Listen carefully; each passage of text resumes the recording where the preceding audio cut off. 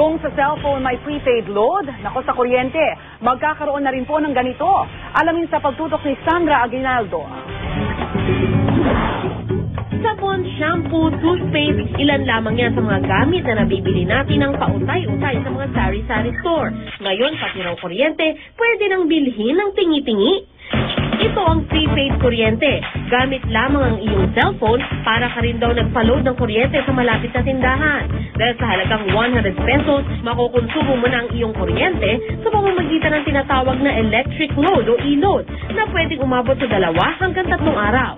Before, pagka naputulan ka ng kuryente, pupunta ka sa branch office or sa bayad center, magbabayad ka pa ng reconnection fees at mamamanage na nila yung electric power nila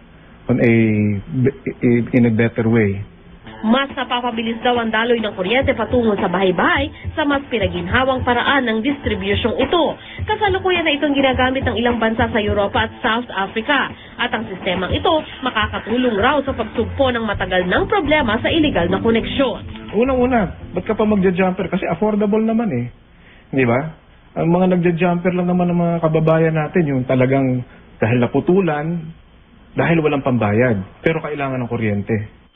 Sa metrong ito makikita ang halaga ng iyong natitirang electric load. Kusa itong nagbiblink kung kailangan na muling lagyan ng load. Makakatanggap ka rin ng mensahe sa iyong cellphone bilang paalala na malapit nang maubos ang iyong load.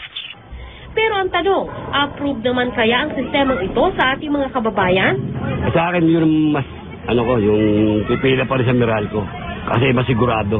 Sa ngayon, sa hirap ng pera, sa hirap ng buhay, mas maganda yung ganun. Mas kaysa yung sa ginagawa ngayon. Mas okay yung prepaid. Yung continuous yung gamit mo ng kuryente. So pag nag-cut off siya, cut mo ka kagad sa di ba? Ano pa, tawag doon, abala pa sa oras.